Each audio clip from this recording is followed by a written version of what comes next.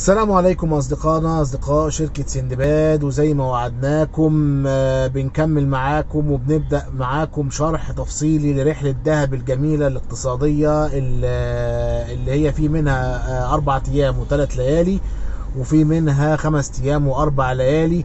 هنشوف مع بعض كل الأماكن الجميلة اللي في دهب وكل المزارات الحلوة اللي في دهب، وإن كانت فاتتنا حاجة صغيرة إن شاء الله نكملها لكم في رحلة تانية مع التفاصيل مع الأسعار مع كل حاجة. وإن شاء الله بإذن الله اللي يعوز الرحلة أو يحب الرحلة النمر عندكم عشان تكلمونا. رحلة دهب أصحابي من أمتع وأجمل الرحلات اللي بتروحها. هي مشوارها طويل شوية، ممكن يكون 10 ساعات، ما بين 10 ساعات ل 11 ساعة بالباص، لكن هي تستاهل العناء الصراحة. يعني في ناس تحب تروحها بالعربيات، وفي ناس تحب تروحها بالطيران، يركبوا لشرم الشيخ ومن شرم الشيخ بياخدوا اي حاجة او طابة او العكس. لكن هي ارخصها وامتعها كمغامرة بتبقى رحلة البحر. السلام عليكم اصدقائنا اصدقاء سندباد، وبدأت رحلة دهب اصدقائي، واحنا دلوقتي واقفين بالباصات زي ما انتم شايفينها ورانا كده في ميدان العباسية، اسفل كوبري مصر للسياحة. يا مساء الحال بقى، اتمنى يكون الطريق سالك كده ان شاء الله، والنفق كده حلو باذن الله عشان نصور لكم الجبال ونصور لكم حاجات كتير جدا كده. من هنا من العباسيه بدات رحلتنا اصحاب، وبدات رحلتنا بالليل زي ما انتم شايفين، وده كان اول ريست هاوس وقفنا فيه. ولما طلع النهار علينا قعدنا نتفرج على منظر الجبال المختلف الوانه الجميل ونقول سبحان الله. واول ما بنوصل احنا كان الفندق اللي احنا واخدينه مع بعض هو فندق ميامي بيتش، على نفس صف اميجو، نفس صف برضو تروبة النعمة باي. فندق هادي 3 نجوم، سعره برضو مش غالي ابدا. الرحلة اصحابي 4 أيام 3 ليالي، في حدود ال1000 جنيه، والرحلة تزيد ليلة بتزيد معاها 350 او 400 جنيه بالكتير، في الحدود دي كده. شاملة فطار وعشاء اوبن بوفيه، وشاملة كمان الانتقالات من العباسية للفندق مباشر، ومن الفندق مباشر لميدان العباسية عند برج مصر للسياحة. أول ما وصلنا الفندق ودخلنا الفندق جميل، صف أول على البحر، اوضه استقبال كده في الريسبشن بتاعه، وشفنا البسين بتاعه وشفنا الشاطئ بتاعه. تعالوا معانا نشوف الفندق. اصحابي في حضن الجبل زي ما احنا شايفين، بتحوطوا الجبال من كل مكان، وليه باركينج صغير لركن العربيات الملاكي. وهنا ده الطريق وفي كده خضرة على بابه، وبننزل من السلالم على مدخل الفندق زي ما احنا شايفين. بنتقدم عشان نخش، بنلاقي بوابة الدخول، بنعدي منها وبنعدي الشنط، وفي تعقيم وفي اهتمام بالنظافة كبير لقيناه واحنا داخلين الفندق. وده الريسبشن الواسع بتاعه. الحقيقة الفندق كبير جدا وخدماته كويسة على عدد نجوم اللي هو 3. استقبال بشوش ممتع من الموظفين، وارضاء للعملاء والنزلاء في اختيار الغرف والشاليهات. ما بيزعلوش حد الحقيقة، والغرف بتتسع للجميع، والناس كلها بتتراضى، يعني لان الفندق مش مساحته قليلة، مساحته كبيرة. هنا الريسبشن، وفوق على طول المطعم بتاعه، في مكان للكراسي جميلة اكتر من انتريه، ظراف جدا للقعدة، وبيساع عدد كبير جدا من الجست اللي هو هيستنوا الغرف بتاعهم او عند الوصول والمغادرة بيساعهم كلهم. دخلنا بعد كده على المنطقة الاوبن اريا بتاعته، وشفنا الشاليهات.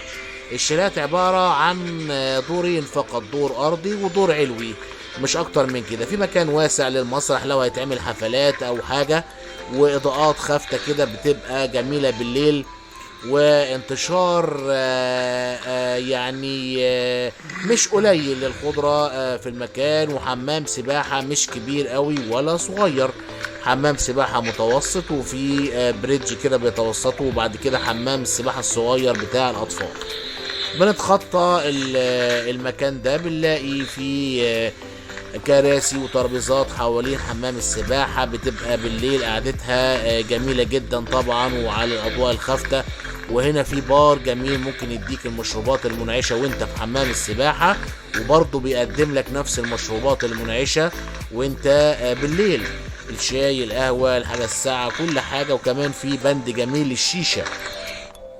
هنا واضحة الصورة جدا للبار الموجود على حمام السباحة. وبعد كده بنتخطى منطقة حمام السباحة والقعدة الخارجية والمسرح الصغير. وعجبني جدا المكان ده، اللوحة الجميلة دي من الخضرة الجميلة. هي المكان مش كبير بس متقسم تقسيمة حلوة جدا، والخضرة وجمالها ما بين منطقة حمام السباحة للشاطئ ممتعة جدا. شاطئ كبير جدا اللي احنا شايفينه ده أضواء بتدي كشافات بالليل كده خافتة جميلة بتنور الشاطئ بطريقة جميلة. وكان في شباب بيولعوا نار، وممكن تولع نار وتقعد على البحر. وهنا في مراجيح الجميلة على البحر، والبحر طبعا هادي جميل بس لازم تنزل البحر بالشوزة الخاصة بتاعة البحر. في كل القعدات، في شезлونجات، في قعدات البوص والخوص، وكمان في ملاعب الكرة الطايرة اللي على البحر، وفي قعدة كده من جذوع الشجر والسجاجيد العربي الأصيلة. هنا دي منطقة اللي هي قبل المطعم، وفيها ترابيزة بينج بونج جميلة وحمام للسيدات وللرجال عشان بعد ما تاكل تغسل ايدك. ودخلنا المطعم في الصباح بسيط جميل مكون من ترابيزات خشبية وكراسي زيها وهنا المكان بتاع اللي بتحط فيه الطعام. وهنا الازاز بقى الجميل ليه تراس كده، المطعم حلو قوي بيوريك بقى الفندق كله من فوق. فتحنا التراس عشان اوريكم ده الفندق كله اصحابي من فوق، لان المطعم بيتوسطوا. ادي حمام السباحه والبحر قدامك، منظر خلاب جميل، بتتناول فطارك كده وانت شايفه. عاوز تداري بالستاير عشان الشمس، عاوز تتفرج على المنظر الجميل بتاع حمام السباحه والبحر قدامك، هتلاقي قدامك. الفطار الصبح يا اصحابي في الحاجات دي بيبقى محطوط فول، بيض، بطاطس مهروسه، ده كل يوم الصبح ثابت. ده غير العصاير والشاي والنسكافيه برضه ثابت، الباتيهات والجبن واللانشون ثابت، العيش البلدي، العيش الشامي. لا فطاره مش قليل ومش شوية، كتير وكويس ومشبع جدا. ده العشاء، الرز والطبيخ ثابت، والمكرونة ولحمة أو فراخ يوميا ثابت.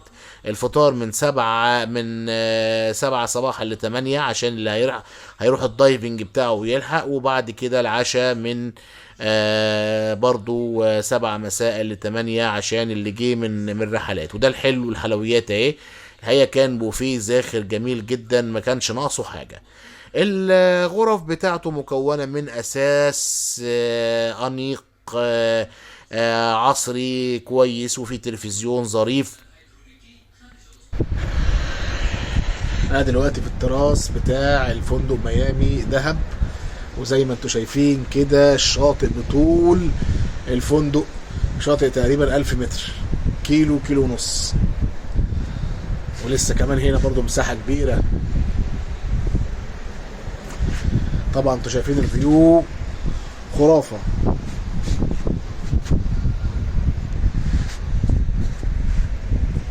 ميامي دهب.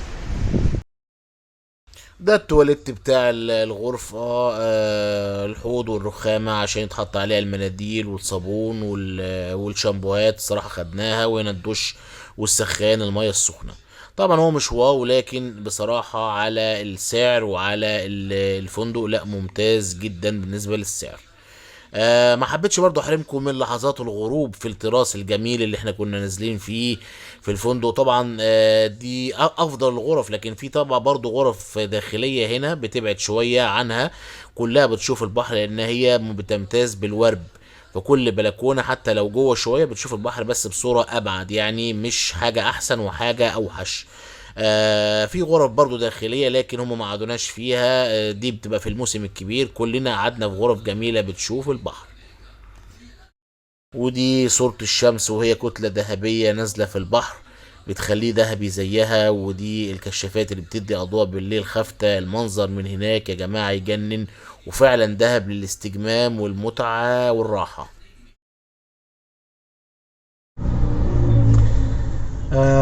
زي ما احنا شفنا كان فندق جميل ممتع. الرحلة برضو بدأت معانا ببرنامج متكامل، يعني مش بس القعدة في الفندق ده زي ما احنا شفنا هو جميل، بس كان برنامج متكامل. بدأ معانا برحلة لحفلة في الصحراء للجبال الطويلات، وكان فيها بند كبير زي الرقص الشرقي والفاير شو والفن الشعبي، هنشوفها مع بعض. السلام عليكم اصدقائنا اصدقاء سندباد، ودلوقتي معاكم احنا طالعين مجموعه كده رحله جبال الطويلات المسائيه، يكون فيها تنوره ورقص شرقي وفقرات كتير. تابعونا. ورانا الجبل اهوت، وهنركب العربيه الظريفه دي نص نقل دي، وهنخش بيها الجبل. ده المسرح الليلي بيبقى فيه الحفلة زي ما احنا شايفينه كده. كل ده بيتبدر ناس.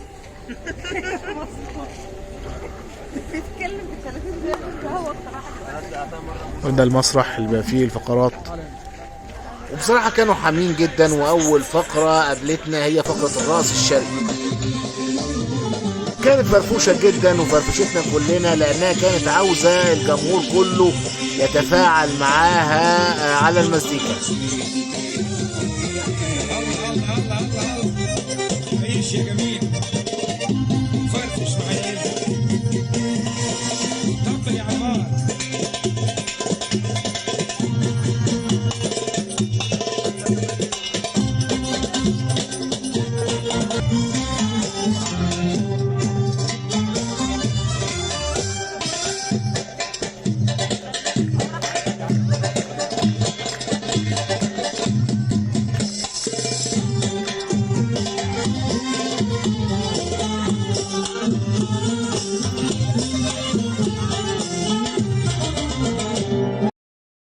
وبعد اول فقرة طلبوا منا نولع الكشافات بتاعة الموبايلات بتاعتنا كلنا، ونغني معاهم على اغاني وطنية جميلة او كلاسيكية حلوة.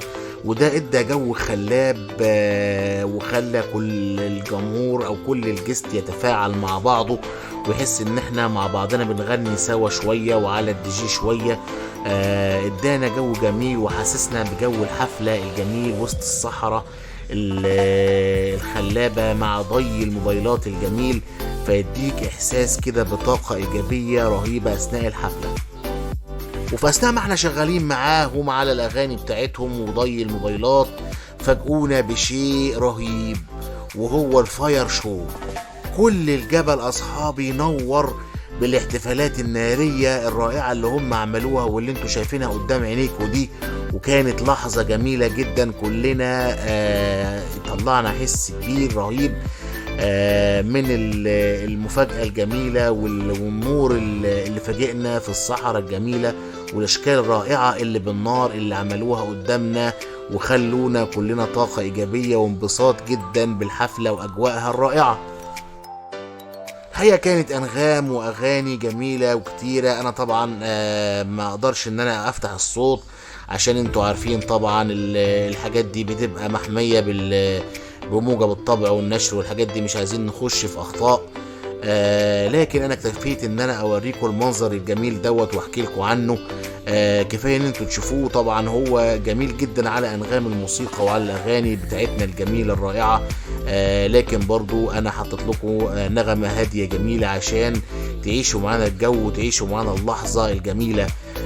وهنا بعد الفاير شو جاء بقى العرض النار برضو من اللاعب المحترف جمال دوت، اللي لعب بالنار بطريقه جميله وعمل منها اشكال كتير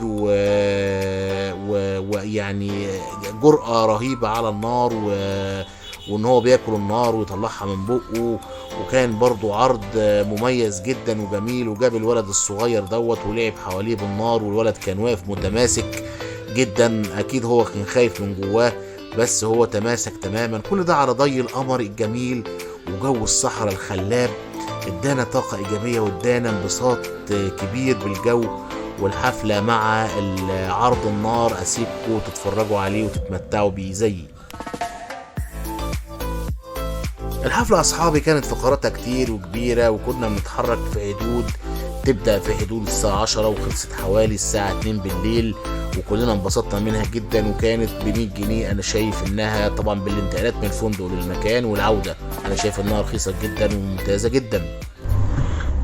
في انتظار اتصالاتكم وحجزكم معنا. الاول ما تنسوش دعمنا باللايك والشير للفيديو والاشتراك في قناتنا عشان يوصلكم منا كل جديد. دعمكم لينا دايما بيقوينا. شكرا وسلام عليكم.